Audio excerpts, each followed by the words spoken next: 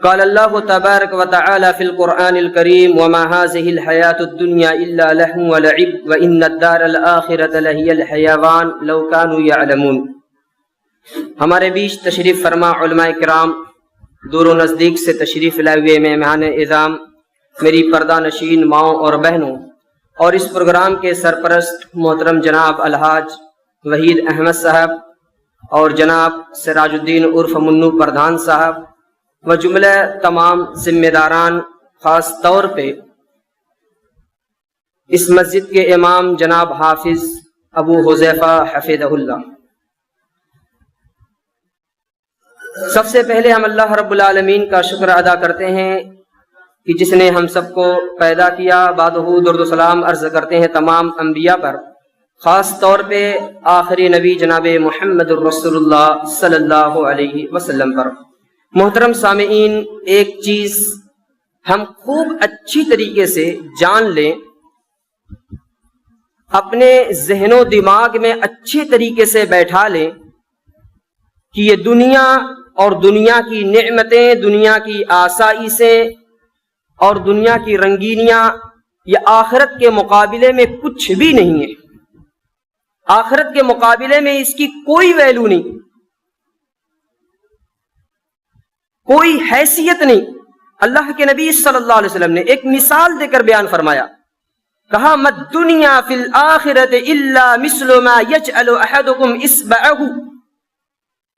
اللہ کے نبی صلی اللہ علیہ وسلم نے ایک بہترین مثال دے کر سمجھایا، کہا کہ دنیا آخرت کے مقابلے میں ایسے ہے جیسے کہ تم میں کا کوئی شخص اپنی انگلی کو سمندر میں ڈالے اور نکالے تو جتنا پانی اس میں لگا ہے وہی دنیا ہے، سمندر یہ آخرت ہے۔ علماء نے اس حدیث کی تشریح کرتے ہوئے لکھا کہ یعنی جس طرح انگلی میں لگا ہوا پانی بہت جلد سوکھ جاتا ہے، خشک ہو جاتا ہے، ایسے ہی دنیا بہت جلد ختم ہو جائے گی، اور جس طرح سمندر کا پانی باقی رہتا ہے، باقی رہنے والا ہے، ایسے ہی آخرت بھی، اور آخرت کی نعمتیں، آخرت میں جنت کی جو نعمتیں ہیں یہ سب باقی رہنے والی ہیں۔ تو دنیا یہ بہت ہی مختصر ہے، اور دنیا سے ہمیں اتنا ہی لو لگانا ہے جتنی ضرورت ہے۔ اس دنیا کی حقیقت کا اندازہ اس بات سے آپ لگا سکتے ہیں کہ کافر لوگ جب قیامت کے دن قیامت کے منظر کو دیکھ لیں گے تو اس وقت وہ یہی کہیں گے کہ میں تو دنیا میں لگتا ہے کہ کچھ ہی دیر ٹھہرا اور میں پھر یہاں آ گیا۔ اللہ نے قرآن کریم کے اندر ان کا نقشہ یوں کھینچا کأنہم یوم یرونہا لم یلبسوا الا عشیۃ او ضحاہا۔ یہ کافر قیامت کے دن جب قیامت کے منظر کو دیکھ لیں گے تو انہیں یوں محسوس ہوگا کہ ہم دنیا میں ایسا لگتا ہے کہ صرف صبح کا کچھ حصہ یا شام کا کچھ حصہ ٹھہرے، انہیں ایسا محسوس ہوگا۔ آپ اندازہ لگائیں، چونکہ قیامت کا ایک دن 50,000 سنہ 50,000 سال کے برابر ہوگا، تو ظاہر سی بات ہے اس دنیا کی 60-70 سالہ زندگی گزارنے والا شخص وہاں جا کر اس کے ہیبت ناک منظر کو دیکھے گا تو بھول جائے گا دنیا کی اس زندگی کو، اور یہ کہنے پہ مجبور ہو جائے گا کہ ہمیں ایسا لگتا ہے کہ ہم دنیا میں صرف چند لمحہ ٹھہرے۔ یہ آخرت ہے۔ اور ایک دوسری جگہ اللہ تعالیٰ نے اس دنیا کی حقیقت کو بہترین انداز میں واضح کیا، کہا وما هذه الحیاۃ الدنیا الا لہو ولعب وان الدار الآخرۃ لہی الحیوان لو کانوا یعلمون۔ کہا دنیا کی زندگی محض کھیل اور تماشا ہے، اصل زندگی آخرت کی زندگی ہے جو ہمیشہ ہمیشہ رہنے والی ہے۔ کاش کی لوگ جان جاتے، جیسے کسی چیز کے بارے میں ہم کہیں یار کاش آپ لوگ سمجھ جاتے، کاش اس کے بارے میں آپ جان جاتے، ایسے اللہ تعالیٰ کہہ رہا ہے کاش کی لوگ سمجھ جاتے اور جان جاتے کہ دنیا کی یہ زندگی آخرت کے مقابلے میں کس قدر بے حیثیت ہے اور کس قدر بے ویلو ہے۔ مگر آج ہم اور آپ اسی دنیا کے چکر میں نماز سے دور، روزے سے دور، تلاوت قرآن سے دور، ہمیں نہیں پتا کیا ہم نے سال میں صرف رمضان کا مہینہ آتا ہے، کتنے لوگ صرف رمضان ہی میں قرآن کی تلاوت کرتے ہیں، سال پورا کا پورا گزر جاتا ہے، اور کتنے تو ایسے بھی ملیں گے انہیں رمضان المبارک میں بھی تلاوت قرآن کی توفیق نہیں ہوتی۔ ہاں اس کی فکر ہے، صبح ہوئی ناشتہ ہوا، پیپر ملے، آخر رپورٹ کیا ہے، فلاں جگہ کی رپورٹ کیا ہے، غزہ فلسطین کی کیا رپورٹ ہے، فلاں جگہ کی کیا رپورٹ ہے، اس کی فکر ہے، لیکن اس کی فکر نہیں کہ لاؤ رب کے قرآن کو کھولوں پڑھوں، رب ذوالجلال کا کیا فرمان ہے، اللہ تعالیٰ کیا بیان فرما رہا ہے، اللہ نے کیا حکم دے رہا ہے، اس کی ہمیں کوئی فکر نہیں۔ اس دنیا کی کوئی حقیقت نہیں، کوئی ویلو نہیں۔ اللہ کے نبی صلی اللہ علیہ وسلم نے ایک حدیث کے اندر ایک بہترین مثال دے کر بیان فرمایا۔ اللہ کے نبی صلی اللہ علیہ وسلم کا گزر ایک مرے ہوئے بکری کے بچے کے پاس ہوتا ہے۔ صحابہ کرام سے آپ نے پوچھا ایکم یحب ان ھذا لہ بدرہم، تم میں کا کون ہے جو اس مرے ہوئے بکری کے بچے کو 1 درہم میں خریدے؟ صحابہ کرام نے کہا اللہ کے رسول یہ بچہ مرا ہوا ہے، بکری کا بچہ مرا ہوا، ہم اسے لے کر کیا کریں گے، ہمیں اس کی کوئی ضرورت نہیں، ہم نہیں خرید سکتے۔ نبی کریم صلی اللہ علیہ وسلم نے فرمایا اتحبون انہ لکم، کیا تم یہ پسند کرتے ہو یہ تمہیں فری میں مل جائے؟ صحابہ کرام نے کہا نہیں، فری میں بھی ہم اسے لینا پسند نہیں کریں۔ کیوں؟ ایک تو مرا ہوا ہے، دوسرے اس کا کان کٹا ہوا ہے، عیب دار ہے۔ اللہ کے نبی صلی اللہ علیہ وسلم نے کیا شاندار مثال دی، کہا سنو جس طرح تمہارے نزدیک اس بکری کی، اس مرے ہوئے جانور کی کوئی ویلو نہیں، ایسے اللہ کے نزدیک دنیا کی کوئی ویلو نہیں۔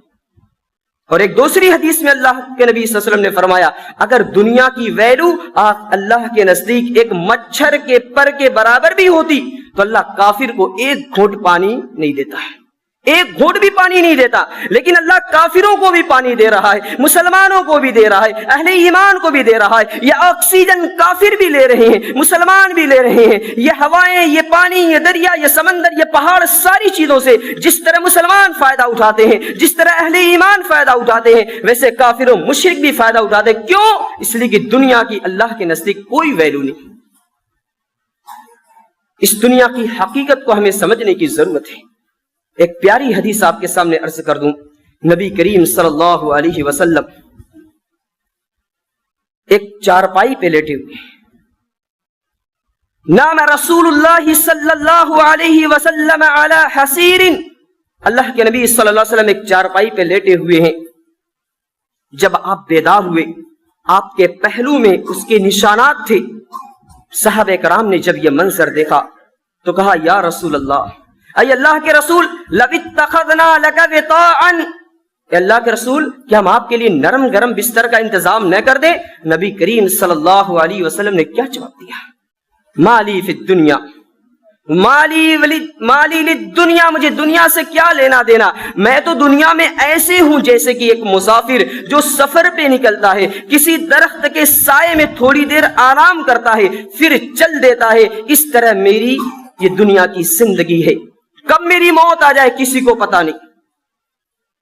اللہ کے نبی صلی اللہ علیہ وسلم دنیا کو کیا سمجھتے تھے اور ہم اور آپ دنیا کو کیا سمجھتے ہیں؟ میں یہ نہیں کہنا چاہتا کہ آپ ساری تجارت بزنس کو چھوڑ دیں، کسی جنگل میں چلے جائیں، کسی پہاڑ پہ چلے جائیں یا کسی دور دراز علاقے میں چلے جائیں، وہاں صرف اللہ کی عبادت کریں۔ یہ اسلام کا قاعدہ اور قانون نہیں ہے، یہ تو رہبانیت ہے کہ آپ تجارت سے دور ہو جائیں، بزنس سے دور ہو جائیں، معاش سے دور ہو جائیں اور صرف عبادت کریں۔ یہ اسلام کا طریقہ نہیں۔ ہمارے اسلاف نے، صحابہ کرام نے، نبیوں نے تجارت بھی کی، عبادت بھی کی۔ عبادت کا وقت ہوا تجارت بند، تجارت کی ٹائم میں تجارت کرتے، عبادت کے وقت میں عبادت کرتے۔ عثمان بن عفان رضی اللہ عنہ جو داماد رسول ہیں، جنہیں یہ شرف حاصل ہے کہ رسول پاک صلی اللہ علیہ وسلم کی 2 بیٹیاں آپ کے عقد میں آئیں۔ پوری دنیا کے اندر کوئی بھی ایسا شخص نہیں کہ جس کے نکاح میں کسی نبی کی 2 بیٹیاں آئی ہوں۔ یہ مقام حاصل ہے تو عثمان بن عفان رضی اللہ عنہ کو۔ آپ مدینے کے ایک بہت بڑے تاجر، تہجد گزار، نمازوں کے پابند، صدقہ و خیرات کرنے والے، قبروں پہ جا کے اشک بہانے والے، آنسو بہانے والے اور ایک بہت بڑے تاجر ہیں۔ مطلب یہ نکلا کہ ہم تجارت بھی کریں مگر عبادت ضروری ہے۔ تجارت میں کمی ہو جائے کوئی مسئلہ نہیں، عبادت میں کمی نہیں آنی چاہیے۔ نماز کا وقت ہو گیا، اپنی تجارت کو روک دیں، جو مقدر کا رزق آپ کو مل کے رہے گا۔ بغیر اپنے مقدر کا رزق کھائے آپ مر نہیں سکتے اور مقدر سے زیادہ پا بھی نہیں سکتے، تو کاہے کو اتنا ہم اپنی تجارت میں لگیں، نماز چھوڑ کے، دین چھوڑ کے، ہم دین سے جڑے رہیں پھر تجارت کریں۔ یہ نہیں کہ اس کے چکر میں ہم ساری چیزوں کو ترک کر دیں۔ اور آج یہی ماحول ہے، ہمارے نوجوان اور ہمارے سارے اکثر لوگوں کا یہ حال ہے، انہیں دنیا چاہیے، مال چاہیے، دولت چاہیے، دین سے بہت دوری ہوتی جا رہی ہے۔ میرے دینی اور اسلامی بھائیوں، یہ دین سے دوری بہت ہی افسوسناک چیز ہے۔ حضرت عمر رضی اللہ عنہ کے بارے میں آتا ہے، اسی سے ملتی جلتی حدیث، وہ بھی اللہ کے نبی کے پاس آتے ہیں اور آپ کو یوں چٹائی پہ لیٹا ہوا آپ نے دیکھا، جب آپ بیدار ہوئے آپ کے پہلوؤں میں نشانات کو دیکھا، آنکھوں سے آنسو جاری ہو گئے، کہا یا رسول اللہ، کیسر و کسرا کے بادشاہ عیش و آرام کی زندگی گزارتے ہیں اور آپ ہمارے نبی ہیں، اور آپ اس طرح غربت اور اس طرح یوں آپ کی زندگی گزر رہی ہے۔ اللہ کے رسول، مجھے بہت افسوس ہو رہا ہے، میری آنکھوں میں آنسو ہیں۔ اللہ کے نبی صلی اللہ علیہ وسلم نے تسلی دی، کہا سنو، کیا تم اس بات سے راضی نہیں کہ ان کافروں کے لیے یہ چیز دنیا میں ہو اور ہم اہل ایمان کے لیے یہ چیز آخرت میں ہو؟ آپ نے تسلی دے دی۔ تو دنیا ہم کمائیں مگر ضرورت ہے، دنیا کے چکر میں عبادات سے دوری نہ ہو۔ یہ انتہائی افسوسناک ہے۔ اگر ہم نے ایسا کیا تو یقین جانے کہ ہم سے بڑا احمق اور بیوقوف کوئی نہیں ہوگا۔ اسی طریقے سے ایک مشہور حدیث آپ کے سامنے رکھ دوں کہ اللہ کے نبی صلی اللہ علیہ وسلم نے، عبداللہ بن عمر رضی اللہ عنہ سے مروی حدیث ہے، کہتے ہیں کہ ایک مرتبہ نبی کریم صلی اللہ علیہ وسلم نے میرے موڈھے کو پکڑا۔ دیکھیے آخرت کی کیا فکر دلا رہے ہیں رسول پاک صلی اللہ علیہ وسلم، کہتے ہیں میرے موڈھے کو پکڑا، اخذ رسول اللہ صلی اللہ علیہ وسلم بمنکبی فقال کن فی الدنیا کأنک غریب او عابر السبیل، کہا اے عبداللہ بن عمر، دنیا میں تم ایسے رہو جیسے کہ تم اجنبی ہو یا مسافر۔ آپ دیکھیں جب آپ کہیں مسافر بن جائیں، سفر کرنے لگے، آپ کو ابھی دلی جانا ہو، ممبئی جانا ہو، آپ سفر میں کیا کرتے ہیں؟ اپنے مقصد سے کام رکھتے ہیں، اپنے مقصد سے اپنے ہی سوچ رکھتے ہیں اور فالتو کام سے پرہیز کرتے ہیں۔ کوئی تکلیف آئی صبر کرتے ہیں، اور وہاں پہنچ گئے دلی میں، آپ کے جاننے والا کوئی نہیں، آپ اجنبی ہیں، تو صرف اپنے مقصد پہ آپ کا نشانہ ہوتا ہے، میں مقصد کو پورا کروں پھر گھر کو لوٹ جاؤں۔ کوئی تکلیف آئی صبر کرتے ہیں، کھانا کم ملا صبر کیا، پانی کم ملا صبر کیا، ہر چیز پہ صبر کیا۔ اسی طرح اللہ تعالی اس دنیا کے اندر مومن کے لیے چاہتا ہے۔ نبی کریم صلی اللہ علیہ وسلم نے کہا کہ تم دنیا میں ایسے ہی رہو، یعنی دنیا کے اندر مشکلات آئیں، پریشانیاں آئیں، دقتیں آئیں، ان پر صبر کرو، اور تمہارا مین مقصد، اصل جو مقصد ہے آخرت، وہ ہونا چاہیے۔ یعنی عبادت کرو، نیک بنو، صالح بنو، تجارت بھی کرو، تجارت بھی یہ عبادت ہے، مگر تجارت کے جو اصول و ضوابط ہیں کہ ایمانداری کے ساتھ ہو اور اس میں دھوکہ نہ ہو، ان ساری چیزوں کی رعایت کرتے ہوئے تجارت بھی کریں، ساری چیز کریں۔ لیکن کیسے بن کے ہمیں دنیا میں رہنا ہے؟ مسافر اور اجنبی۔ ہمیشہ آپ سوچتے رہے کہ میں مسافر ہوں، اجنبی ہوں، اور اس طرح ہمیں زندگی گزارنا ہے، یہ ہے فکر۔ اور جب یہ بات رسول پاک نے حضرت عبداللہ بن عمر سے کہا، عبداللہ بن عمر کو یہ بات اس قدر اثر انداز ہوئی، حدیث کے الفاظ ہیں وَكَانَ ابْنُ عُمَرْ يَقُولُ إِذَا أَمْسَيْتَ فَلَا تَنْتَظِرِ الصَّبَحَ وَإِذَا أَصْبَحْتَ فَلَا تَنْتَظِرِ الْمَسَاءَ، کہ جب تم صبح کرو تو شام کا انتظار نہ کرو، شام کرو تو صبح کا انتظار نہ کرو۔ اللہ اکبر۔ اس نصیحت نے عبداللہ بن عمر کے اوپر یہ اثر ڈالا کہ آپ بار بار یہ جملہ کہہ رہے تھے، لوگوں صبح کرو تو شام کا انتظار نہ کرو، شام کرو تو صبح کا انتظار نہ کرو، وَخُذْ مِنْ صِحَّتِكَ لِسَقَمِكَ وَمِنْ حَيَاتِكَ لِمَوْتِكَ، اور اپنی صحت کے عالم میں بیماری آنے سے پہلے اپنی صحت کو غنیمت سمجھو، موت آنے سے پہلے اپنی زندگی کو غنیمت جانو۔ کتنی اہم بات یہ ہے میرے دینی اور اسلامی بھائیوں، ہمیں اس پر غور و فکر کرنے کی ضرورت ہے۔ ہم تو ایسا لگتا ہے نوجوان سوچتے ابھی تو جوانی ہے، ابھی کہاں شادی ہوگی، پھر کہاں 50-60 سال ہوں گے، 70 سال ہوں گے، تب بیمار پڑیں گے، تب مریں گے۔ ایسا نہ سوچو۔ کتنے نوجوان باڈی بلڈر، زبردست طاقت والے، بڑے بڑے پہلوان، چند منٹوں میں ان کی روح اس کے جسم سے نکل گئی، قبر کے اندر دفن ہے۔ بڑے بڑے مالدار جو شاہانہ لباس پہن کر عالی شان بنگلوں میں زندگی گزارتے ہیں، آج وہ بھی قبر میں جائیں، مدفون ہیں، دفن ہیں۔ کبھی قبرستان کی زیارت کر لیا کرو، پھر احساس ہو جائے گا کہ یہاں کیسے کیسے لوگ مدفون ہیں، طاقتور بھی، کمزور بھی، مالدار بھی، فقیر بھی۔ یہ بڑی اہم چیز ہے۔ اور اللہ تعالی نے قرآن کریم کے اندر ہمیں آخرت کی فکر پر کس قدر ابھارا۔ کہا یا ایھا الذین آمنوا اتقوا اللہ، اے ایمان والوں اللہ سے ڈرو، ولتنظر نفس ما قدمت لغد، اور ہر نفس کو چاہیے کہ وہ غور و فکر کرے کہ اس نے کل کے لیے کیا کمایا. کل سے مراد قیامت، قیامت کے دن کے لیے کیا تیاری کی ہے، اس کے پاس کیا عمل ہے. کتنی اہم بات ہے، کل کے لیے ہم نے کیا تیاری کی ہے. ایک تاجر ڈیلی شام ہوتی ہے، رات ہوگی، دکان بند کرنے کا وقت آیا، اب اپنا کیلکولیٹ لیتا ہے، حساب لگاتا ہے، آج کتنی آمدنی ہوئی، کتنا نقصان ہوا، کتنا فائدہ ہوا، ڈیلی وہ حساب لگاتا ہے. اللہ تعالیٰ کہتا ہے تم ڈیلی اپنے نفس کا ایسے محاسبہ کرو کہ تم نے کتنا اچھا عمل کیا، کتنا برا عمل کیا. اچھائیاں زیادہ ہیں خوش ہو جاؤ، برائیاں زیادہ ہیں اللہ سے معافی مانگو، پروردگار معاف کر دے، اب آئندہ ہم سے غلطی نہیں ہوگی. ایک مومن کی یہ شان ہونی چاہیے. میمون بن مہران رحمہ اللہ کہتے ہیں کہ آدمی کو اپنے نفس کے بارے میں ایسے محاسبہ کرنا چاہیے جیسے کوئی پارٹنر اپنے پارٹنر سے محاسبہ کرتا ہے. مان لو فار ایگزامپل آپ کسی پارٹنر سے تجارت کر رہے ہیں، آپ نے 10 لاکھ لگایا، اس نے بھی 10 لاکھ لگایا، دونوں مل کر ایک دکان کھول لیے. اب آپ ڈیلی اس کا حساب لے رہے ہیں، وہ آپ کا لے رہا ہے، کہیں یہ زیادہ نہیں لے رہا ہے، یہ زیادہ تو نہیں لے رہا. اس طریقے سے آپ ایک دوسرے کا حساب لگاتے ہیں کہ کوئی زیادہ پیسہ نہ لے لے. اور انہوں نے ایک دوسری جگہ یہ بات لکھی کہ جس طرح ایک پارٹنر اپنے دوسرے پارٹنر، وہ بھی ایسا پارٹنر جو خیانت والا ہو، اس کا حساب لے، ایسے تم اپنے نفس کا حساب لو.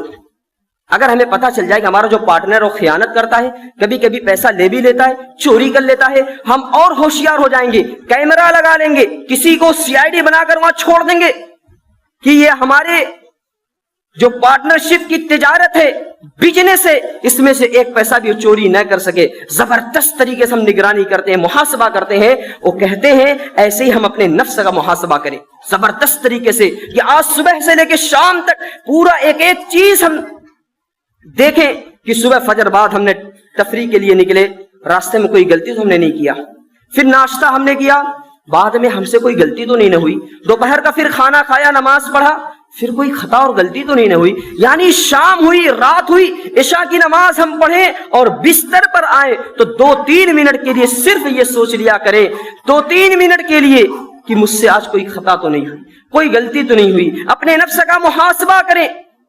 اور میں تو کہتا ہوں کہ 2-3 منٹ کے لیے اپنے آپ کو یوں محسوس کر لیں، فار ایگزامپل کے طور پہ، حقیقت نہیں، ایگزامپل کہ چلو مان لو میں مر گیا، میری سانس نکل گئی، اب میرا عمل کیسا ہے، کیا میں جنت میں جا سکتا ہوں کہ نہیں جا سکتا، میرے پاس نیکیاں کتنی ہیں، برائیاں کتنی ہیں. آدمی اس کو بھانپ لیتا ہے، اندازہ لگ جاتا ہے.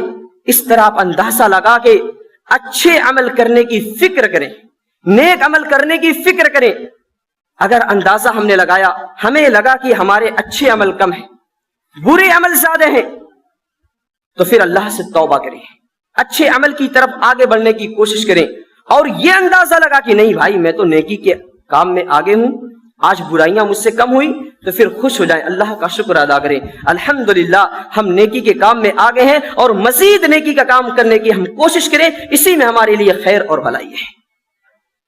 یہ دنیا چند روزہ ہے، کب ہم اس دنیا سے رخصت ہو جائیں ہمیں اس کا پتہ نہیں. آئیے صحابہ کرام کی زندگی کو دیکھتے ہیں، وہ اس دنیا کو کیا سمجھتے تھے اور ان کے اندر آخرت کی کس قدر فکر ہوا کرتی تھی. خلیفہ دوم حضرت عمر بن الخطاب رضی اللہ عنہ کے بارے میں آتا ہے، جب ان کی موت کا وقت قریب ہوا تو فکر تھی ان کے اندر. لوگوں نے پوچھا کس فکر میں ہو؟ کہا میں دنیا سے جا رہا ہوں، پتہ نہیں میرا کیا معاملہ ہوگا. لوگوں نے کہا آپ رسول اللہ کے زمانے میں تھے، اللہ کے نبی آپ سے راضی تھے، جنت کی بشارت دی. ابو بکر صدیق کا زمانہ آیا، وہ بھی آپ سے راضی تھے، آپ کی خلافت آئی، آپ کی خلافت سے لوگ راضی ہیں. حضرت عمر رضی اللہ عنہ کہتے ہیں اللہ کیا میرا کیا معاملہ ہوگا مجھے پتا نہیں. اور روایتوں کے اندر آتا ہے کہ اللہ تعالی پتا نہیں کس بات پر میری گرفت کر لے. پھر اس کے بعد انہوں نے جو جملہ کہا بہت ہی اہم، لو ان لی طلاع الارض ذهبا لافتدیت به من عذاب اللہ عز وجل قبل ان اراہ کہتے ہیں کہ اگر میرے پاس زمین بھر کے سونا ہو، زمین بھر کے بھی سونا ہو، تو میں اسے اللہ کے عذاب سے بچنے کے لیے دینا پڑے تو میں دے دوں گا۔ اللہ اکبر! یہ آخرت کی فکر ہے، اس بات کی فکر ہے کہ آخرت میں کیا ہوگا۔ ہم اور آپ اپنا جائزہ لے لیں، سر سے لے کے پاؤں تک گناہوں میں ڈوبے ہوئے ہیں، مگر اس کی فکر نہیں۔ تقریر سنا، خطبہ سنا، وعظ و نصیحت سنا، تھوڑا سا یہ آیا کہ ہم اپنے اندر تبدیلی پیدا کریں گے، پھر وہی حال۔ انتہائی افسوسناک چیز ہے۔ حضرت ابو درداء رضی اللہ عنہ، ان کی موت کا وقت قریب ہوا تو انہوں نے لوگوں سے کہا، اے لوگوں، اس دن کے لیے تیاری کر لو۔ اس کے بعد رونا شروع کر دیے۔ ان کی بیوی نے کہا، اے ابو درداء، آپ صحابی رسول ہیں، کیوں رو رہے ہیں؟ رونے کا سبب کیا ہے؟ کہا، اے میری پیاری بیوی، مجھے نہیں پتا اللہ تعالی میری کس بات پر میری گرفت کر لے، مجھے اس کا علم نہیں۔ اللہ اکبر! صحابی رسول ہیں، صحابیوں کے بارے میں اللہ تعالی نے رضی اللہ عنہم ورضوا عنہ کا لقب دیا، کہا کہ یہ صحابہ وہ ہیں جن سے اللہ راضی ہے اور یہ لوگ اللہ سے راضی ہیں۔ اتنا اونچا مقام، پھر بھی رو رہے ہیں، یہ کہہ رہے ہیں کہ پتہ نہیں کس بات پر اللہ میری گرفت کر لے، مجھے اس کا علم نہیں۔ حضرت ابو ہریرہ رضی اللہ عنہ، جن سے سب سے زیادہ حدیث مروی ہے، ان کی موت کا وقت جب قریب ہوا تو ان کی آنکھوں سے بھی آنسو جاری ہو گئے اور کہا، لوگوں یہ نہ سوچو کہ میں اس لیے رو رہا ہوں کہ دنیا سے جا رہا ہوں، بلکہ میرے رونے کا سبب یہ ہے کہ میں ایک ایسے لمبے سفر پہ جا رہا ہوں جہاں کے لیے میرے پاس توشہ بہت کم ہے، یعنی اعمال بہت کم ہے۔ اللہ اکبر! ابو ہریرہ رضی اللہ عنہ، جو راتوں دن رسول پاک کی صحبت میں رہا کرتے تھے، اصحاب صفہ کے چبوترے پر بیٹھ کر علم دین سیکھا کرتے تھے، حدیثوں کو یاد کر کر کے لوگوں تک پہنچایا کرتے تھے، اس صحابی رسول کا حال یہ ہے، آنکھوں سے اشک جاری ہے، آنکھوں سے آنسو جاری ہے۔ یہ کہتے ہیں، مجھے نہیں پتا آخرت میں میرا رب کس بات پر میری گرفت کر لے، مجھے اس کا علم نہیں۔ میرے پیارے دینی اسلامی بھائیوں، ہم کو بھی فکر کرنا چاہیے، ہم کو بھی سوچنا چاہیے، کہیں ہمارا معاملہ خراب تو نہیں۔ ہم ہر چیز کے بارے میں غور و فکر کریں کہ ہمارا معاملہ ہمارے والدین کے ساتھ کیسا ہے، ہمارا معاملہ ہمارے رشتہ داروں کے ساتھ کیسا ہے، ہمارا معاملہ ہمارے پڑوس کے ساتھ کیسا ہے، ہمارا معاملہ اپنے استادوں اپنے شاگردوں کے ساتھ کیسا ہے، ہمارا معاملہ دینی بھائیوں کے ساتھ کیسا ہے۔ یہ ساری چیزوں پر ہم غور و فکر کریں۔ اگر معاملات اچھے ہیں اللہ کا شکر ادا کریں، اگر کچھ خرابیاں ہیں تو اس کو صحیح کرنے کی کوشش کریں، اسی میں ہمارے لیے کامیابی اور کامرانی ہے۔ اور یاد رکھو، جو شخص اپنا ٹارگٹ آخرت بنا لیتا ہے، حدیث کے اندر آتا ہے، رسول پاک صلی اللہ علیہ وسلم نے فرمایا کہ جو شخص اپنا ٹارگٹ آخرت بنا لیتا ہے، اللہ تعالیٰ اس کے دل کو غنی کر دیتا ہے، بے نیاز کر دیتا ہے، اس کے کام کو آسان کر دیتا ہے، اور اس کے پاس دنیا چل کر آتی ہے۔ اللہ اکبر!